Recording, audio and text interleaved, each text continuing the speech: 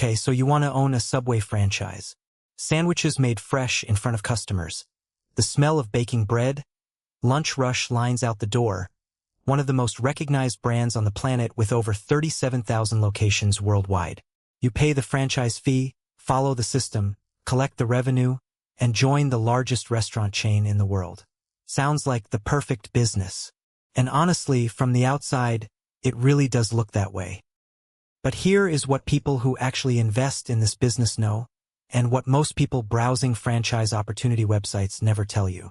A Subway franchise is not a guaranteed profit machine you buy and operate on autopilot.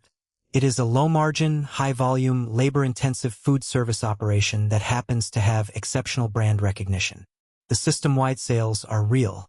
The individual franchisee struggle is real, in ways that most people never see coming. Let's start at the beginning. When people say they want to own a Subway, they are talking about becoming a franchisee, not starting an independent sandwich shop. There is a critical difference. You do not own the Subway brand. You do not own the recipes or the operational system. You are licensing the right to operate a Subway restaurant under a detailed franchise agreement that controls nearly every aspect of how you run the business. From the menu pricing to the suppliers you must use. From the store layout to the uniforms your employees wear. Subway currently operates approximately 37,000 locations worldwide, with roughly 20,500 of those in the United States. Unlike McDonald's, where the corporation owns a significant percentage of locations and most of the real estate, Subway franchises virtually 100% of its restaurants. The corporation makes its money through franchise fees, ongoing royalties, and by requiring franchisees to purchase from approved suppliers, many of which pay rebates back to Subway corporate. That relationship, where the franchisor profits from multiple revenue streams beyond just royalties, is the foundation of everything that follows. Here is the part that attracts people to Subway compared to other major franchises. The initial investment is relatively low. Subway markets itself as one of the most accessible franchise opportunities in the quick-service restaurant industry.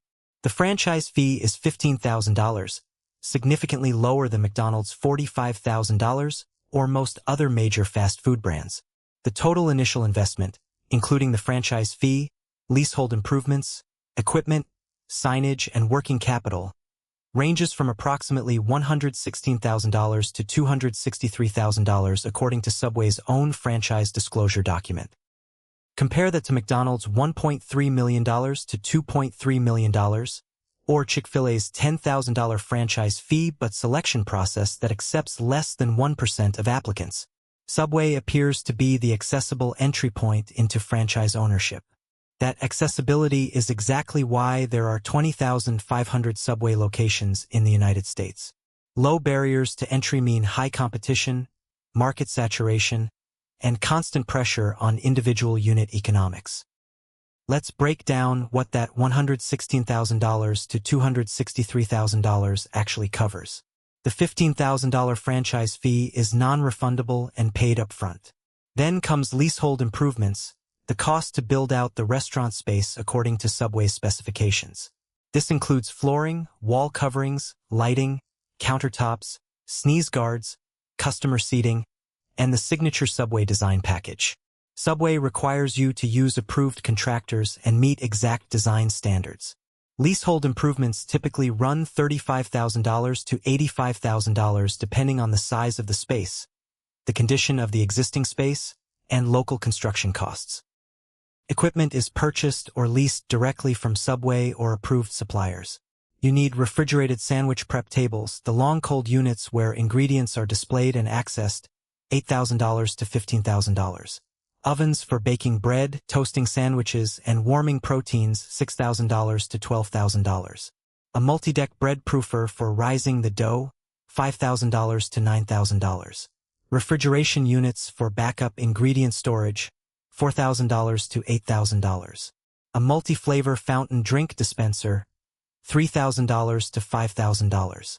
Freezers for ice cream if you carry desserts, $2,500 to $4,500.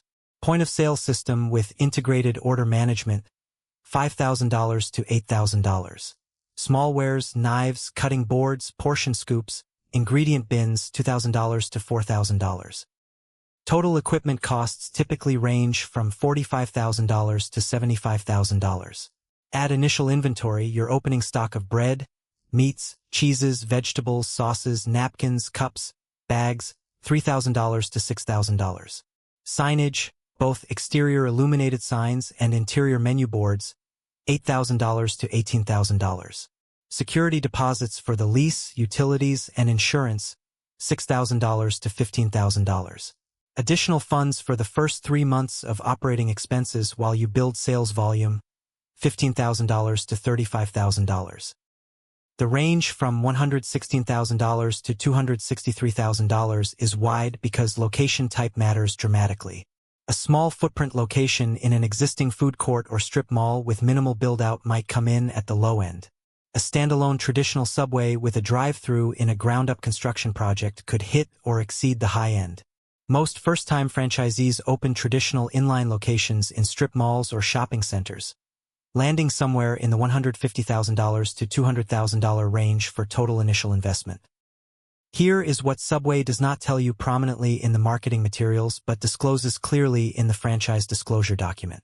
The median gross sales for traditional U.S. Subway locations, as reported in recent disclosures, is approximately $422,000 annually. Half of all Subways make less than that.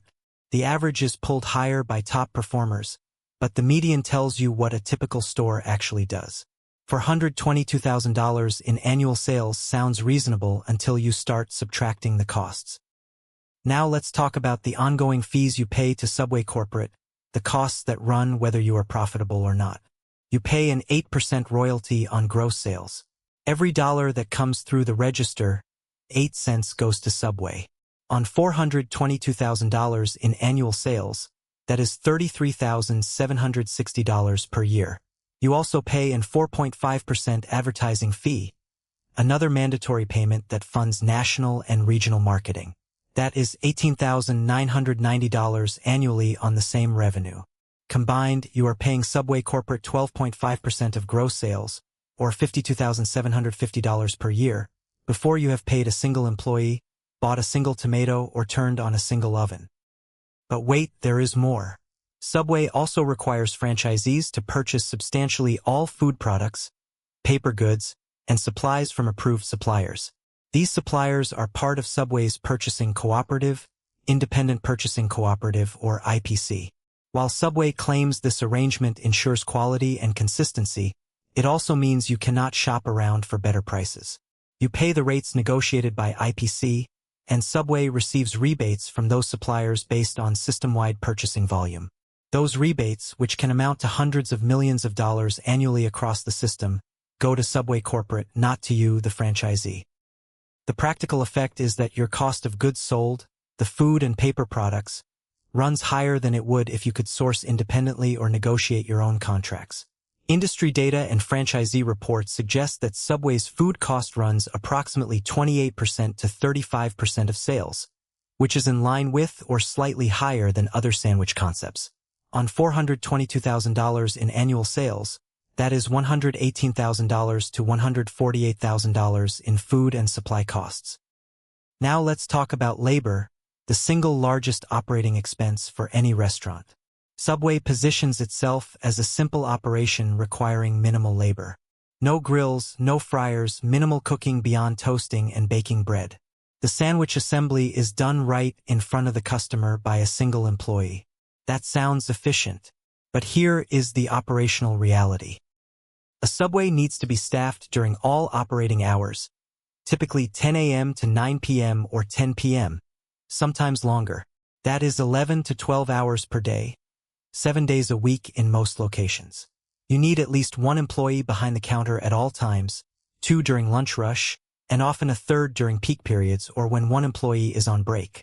A typical Subway employs 6 to 10 part-time workers to cover the weekly schedule, plus potentially one full-time shift leader or assistant manager. At current wage rates, which in most markets are now $12 to $16 per hour just to attract applicants, and higher in states with $15 plus minimum wages, labor costs run approximately 25% to 35% of sales. On $422,000 in annual revenue, that is $105,500 to $147,700 in total labor costs, including payroll taxes and workers' compensation insurance.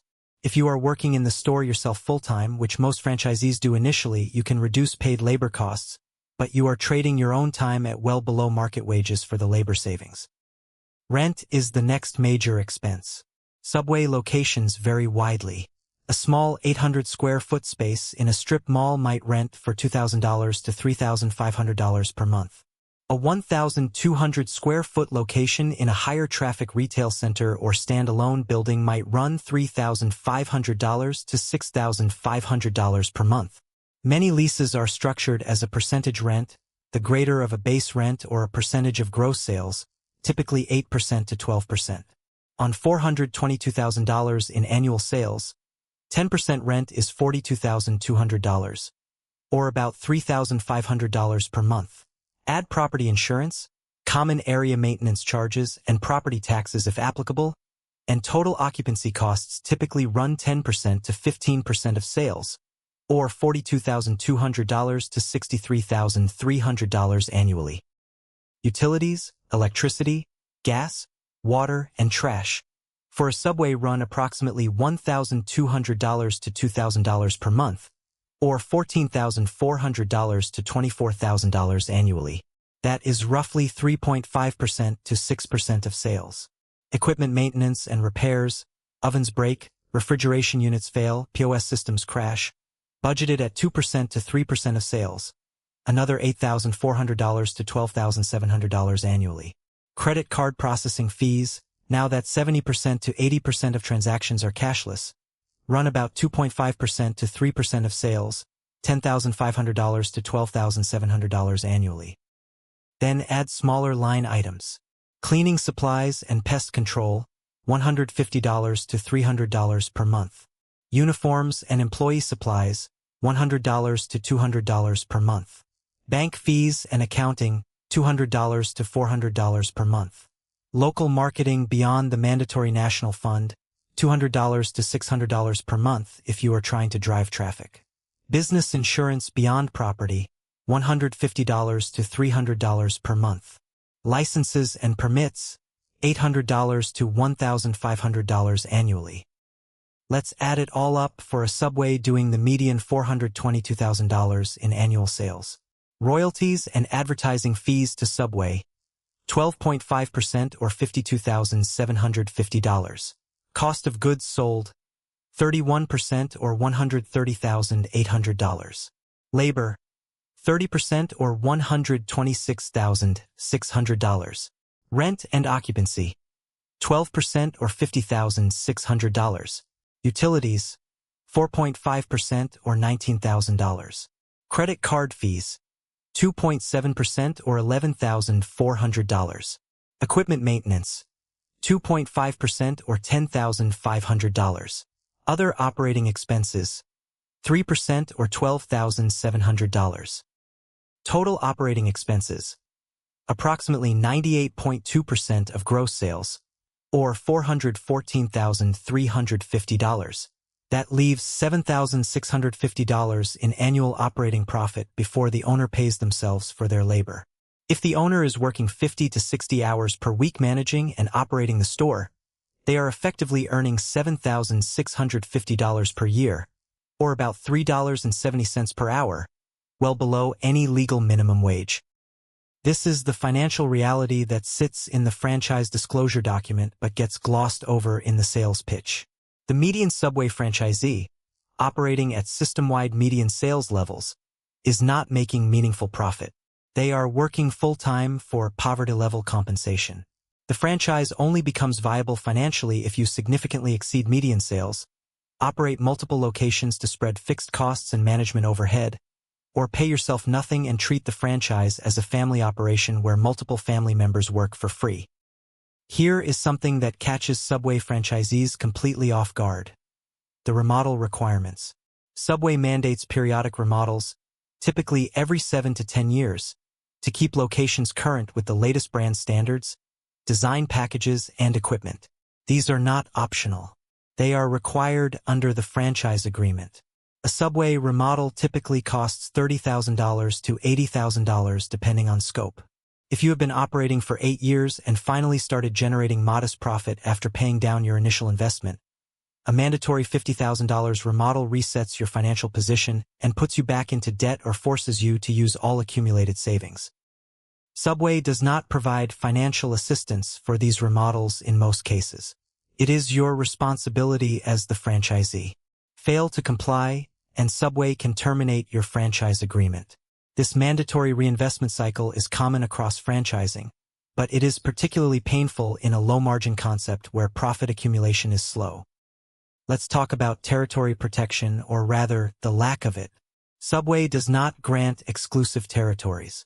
The franchise agreement explicitly states that Subway can open or franchise additional locations anywhere, including directly across the street from your store.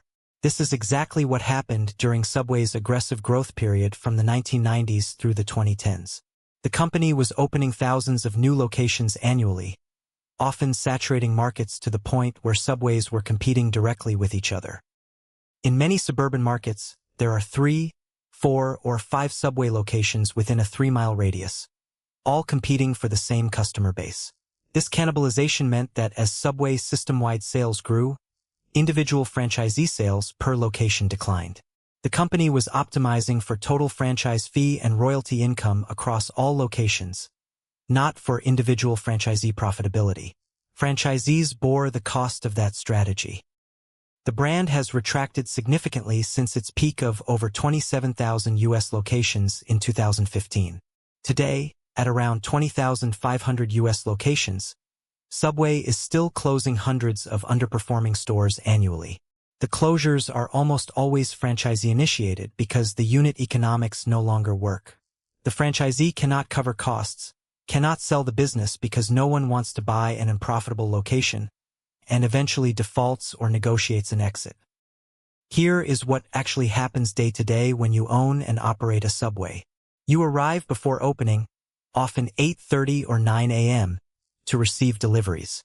The bread delivery arrives 3 to 5 times per week because bread has a short shelf life. You are checking the delivery against your invoice, rotating stock, storing product properly. You are prepping ingredients, slicing tomatoes, onions, and peppers, portioning meats and cheeses into the bins that go into the sandwich prep line, mixing tuna salad, checking that yesterday's evening crew properly closed and cleaned. You open at 10 a.m.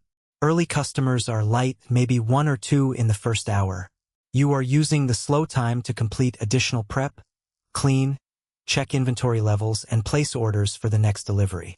At 11:30 a.m., the lunch rush starts. Over the next 90 minutes, you might serve 40 to 70 customers, many ordering multiple sandwiches for offices or families. You are making sandwiches assembly line style, operating the register, handling mobile orders, and managing the customer flow. One customer wants extra pickles, another complains the bread is too toasted, a third is upset that you are out of a specific ingredient. You are behind the line the entire lunch period, moving fast, managing customer expectations, training a new employee who keeps forgetting the portion sizes. By 1:30 p.m., the rush ends. You clean up, restock, and catch your breath. The afternoon is slower but steady. You are dealing with administrative tasks, reviewing yesterday's sales reports, checking labor costs against budget, responding to the email from Subway Corporate about the upcoming mandatory training module all employees must complete. You are scheduling employees for next week, covering a shift because someone called out, handling a vendor who is short on a product you need. The evening shift runs until 9 o'clock or 10 p.m. You have a part-time employee closing, but you are back in at 8:30 a.m. tomorrow to do it all again. 6 days a week, 50 to 60 hours minimum. You are not sitting in an office collecting franchise profits. You are working a demanding food service job, managing inventory, managing people, managing customer service, and doing it for compensation that, at median sales levels, barely qualifies as minimum wage. Here is a specific risk that has accelerated over the past 5 years. Delivery platform dependence. Subway has aggressively pushed into third-party delivery through DoorDash, Uber Eats, and Grubhub. Delivery orders can represent 15% to 30% of sales at many locations. That sounds like incremental revenue, but the economics are terrible for franchisees. Delivery platforms charge commission fees of 20% to 30% per order. A $30 delivery order generates $6 to $9 in platform fees. After food cost at 31%, you have $9.30 in gross margin. After the delivery fee, you are left with 30 cents to $3.30 in margin to cover labor, rent, utilities, royalties, and all other costs. Delivery orders are often less profitable than not making the sale at all. But franchisees feel compelled to participate because refusing delivery means losing visibility and customer access in an increasingly digital marketplace. Subway corporate benefits because royalties are calculated on gross sales before delivery fees.